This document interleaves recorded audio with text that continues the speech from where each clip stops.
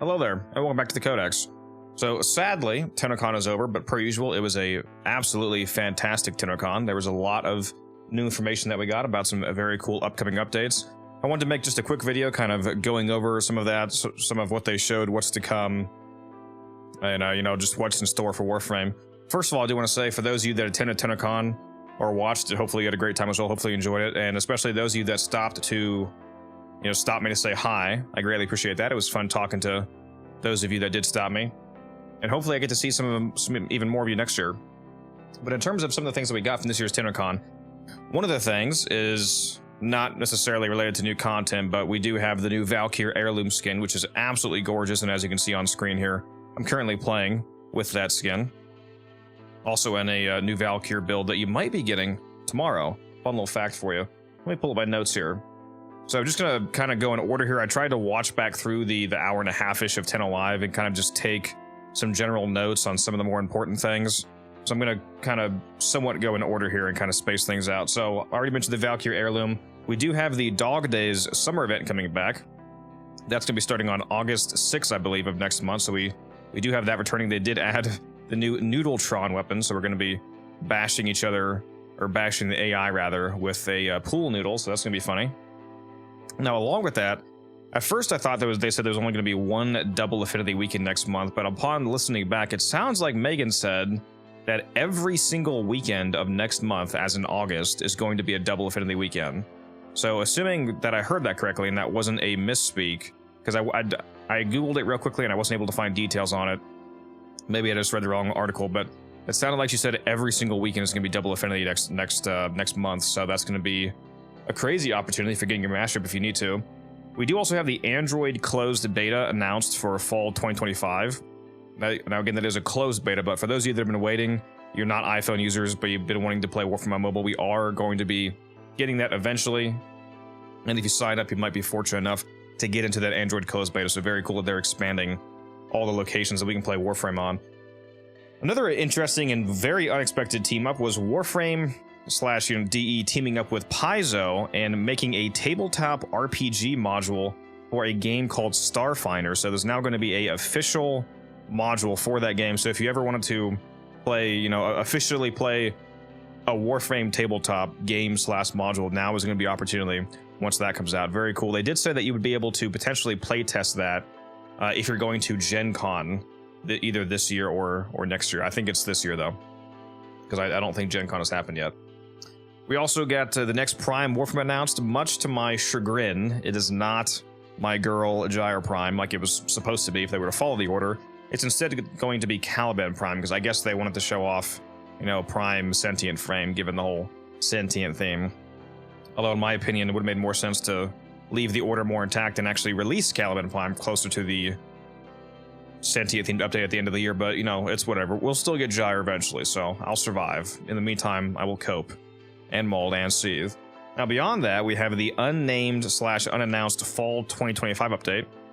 Like I said, we don't know the name for it, but it does sound like there's going to be a new fungus themed Warframe based off of the kind of hints that Pablo gave us when he was talking about. He said, the only thing I can tell you is that he's a really fun guy. So it sounds like he was making a joke, fun guy, fungi, probably some sort of fungus, mold, whatever based Warframe. So that'll be interesting to see. We finally are going to have a quest in the game called The Teacher that actually in-game teaches people how to mod. So instead of having to watch my how to deal enough damage video, there'll be a quest in-game, and hopefully it's actually good. I'm assuming it's going to be very basic. It's not going to be anything insane like, here's the, random circumstances where mods like Galvanize Aptitude function multiplicatively. It's probably going to be just going over the basics, like here's what base damage is, here's a multi-shot, a fire rate, etc., etc. Hey, don't stack too many of the same things. Hey, you probably don't want to use Serration and Heavy Caliber at the same time. Blah, blah, blah. Those kind of basic overviews, kind of like what I did in my video, for example. What else do we got here? Oh, we do have the Lavos Deluxe skin coming out. That's going to be, from what I saw at Tennocon, the skin does look pretty cool. That's probably going to be a day one buy for me. And maybe I'll even give it away in a, a raffle or something. We'll see. It is a cool looking skin. Major update, probably aside from whatever perhaps unannounced story content we might be getting in the fall update, the most major change that we do know about is that Oberon is going to get a rework. It sounds like they're going to move him out of the support role because Pablo said right now he's currently very fixed in the support role, and they want to give him other tools and synergies. So that probably means adding, you know, like a damage vulnerability, or in terms of buffing him, I wouldn't be surprised if they just make Renewal overheal into Overguard, for example. So we'll see how interesting and nuanced they actually make the changes, as opposed to just, you know, going the fairly boring route of just making him good but not exciting. You know what I mean? But Pablo is great at what he does, so I'm hoping that he's able to cook. Now on to the more major things, the end of the year update, which is the old piece. Crazy update. I did not expect, when we all knew that Tennocon was going to be Tau themed, but we all pretty much assumed that it was going to be going to, from our perspective, modern day Tau. But instead what's happening is that at the end of this year, for the presumably December per usual update, is going to be the update called the old piece, where we're going back in time by reliving old memories, basically, presumably stored in Iotans or something like that. And we're going to be re-experiencing old memories that are presumably our memories, but maybe they're not, we don't know, of apparently Orokin and sentients being friendly with each other on Tau in the past, which, from what we up until this point knew of the current lore, nobody made it to Tau except for sentients. So I'm not quite sure what all is going on there, but it'll be interesting. We saw a really cool image of old Ballast, like Ballast in one of his older bodies with some absolutely drippy armor on, that hopefully there's like an operator version of that armor or something, because it looked absolutely sick. But yeah, that whole storyline is gonna be interesting. We're gonna get our 63rd Warframe, which this one is named, unlike the 62nd Warframe coming up, the Fungus frame. It's gonna be Uriel. It's like a demon slash devil themed frame, and that's also going to come alongside the Harrow and Wisp Proto Frames. Now, they did say during the narrative panel that there's 3 new Proto Frames coming, so what I'm predicting is that we already have confirmed the Wisp and Harrow Proto Frame, but I'm guessing that there's going to be some like mini storyline of them saving this Uriel, like the human version of this Uriel frame, and like redeeming him and making him more human again. And then Uriel will be the 3rd Proto Frame, because they did say there's going to be 3. We only saw 2 though. So that's just my guess right there. What else is there? There's a massive new sentient that we saw during, which was technically friendly, in the old Peace gameplay trailer. I'm guessing though that maybe in the 2026 Tau update, which I'm kind of jumping at here, next year, presumably at the end of the year, we're going to be going to modern day Tau, which we, you know, quote unquote abandoned. I'm guessing that there's going to be kind of a new super massive Eidolon-ish type fight. And if that's the case, that'll be interesting. Maybe that would even prompt them to go back and look at the current Eidolons, which are basically dead, abandoned content, and maybe try to spruce those up a little bit, make them a little bit better, fix some old bugs, add some new mechanics, make them actually worth doing in the modern day, you know, 2025, 2026 Warframe. But who knows? Now, an interesting line from Lloyd during the old Peace showcase was he called them polluted memories. Some people are theorizing that that means that everything that we saw wasn't actually quote-unquote real, or maybe not entirely correct, like the memories were warped by the Orokin, or by the Man in the Wall, or the fact that we went back in time to 1999.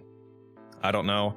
That could be an opportunity for an interesting new game mode, maybe like Memory Archimedia, where we have a weekly mission based around the concept of like purifying memories to get the true memories from the past. I don't know, just throwing some things at the wall here. We also have, there's a new friendly sentient named Adis. That was, again, there's in the quest, so that'll be interesting. I'm almost guaranteeing you that Adis, there's going to be some sad storyline about them, like, betraying us, or they feel like we abandoned them / her, because they were like, female-ish sentient. And then when we go next year to Tau, we're probably going to see a modern version of Adis that's, you know, much older, and either is going to be a super enemy or a super friend. I don't know. We'll have to see. We do have Caliban Prime coming out.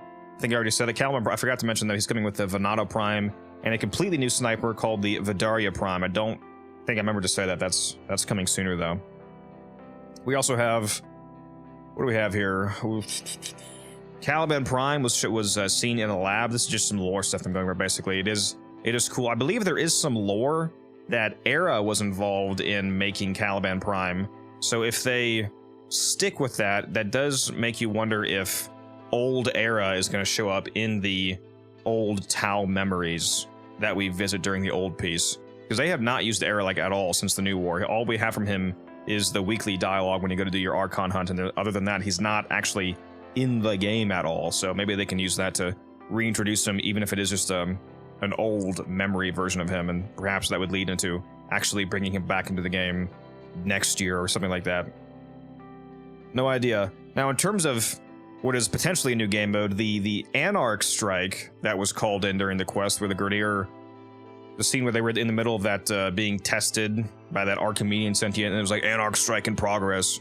So, you know, Tenno, get to your post, whatever. I do wonder if that, you know, us doing missions in our memories in the past is going to be a new weekly. That could be interesting. They like maybe just clearing out the Separatist. New faction, by the way, the Separatist is going to be, it's basically a collection of old Grineer and old Dax who seem to not go along with the typical Orokin propaganda, and they've split off into their own Separatist faction. They're fighting against us. So that'll be interesting. I don't know. Wall running is coming back. That's another interesting change. At least, presumably, wall running is fully coming back. They did show it in the quest. It would seem weird to have that only be in the quest and have it not actually be a returning mechanic throughout the entire game. So I'm assuming that wall running is actually entirely back. I actually forget why they took it out in the first place, but you know, I don't mind having more cool-looking parkour maneuvers. Why not? And that's a lot of the main stuff. I'm looking over my notes here. Yeah, that's most of the notes that I had written down here. Now, it's just some of my personal opinions. Like I said, I thought it was a great time. I enjoyed it. It's always great being surrounded by thousands of Warframe players and getting to talk to the staff again, seeing all the reveals. From a lore perspective, I'm very interested in where we're going in the game. I do hope that when we go to the, I mean, obviously I hope that this year's quest, the old piece is going to be good, but especially once we actually go to modern day, quote unquote, abandoned Tau sometime next year, again, presumably the end of the year, I really hope there's some absolutely crazy stuff there, like maybe you know, the super hopium idea of it being an entirely new star chart. That would be insane. That's obviously a ridiculous amount of work though, but imagine if there was a whole Tau star chart and it's like the titanium path equivalent or something like that. But I don't know, you guys can let me know down below, what did you think of Tennocon if you watched it? If you didn't watch it and your only exposure to Tennocon is the quick little rundown I did here, some of the cliff notes, you know, what do you think about what's to come? How do you like this delicious Valkyrie heirloom skin? It's fantastic. What do you think of the old piece? What do you think of going to Tau next year? And yeah, that's about it, guys. I will see you in the next one. Hopefully, the next one is tomorrow with a new Valkyrie build video. We'll see. I'll see you then. Peace out.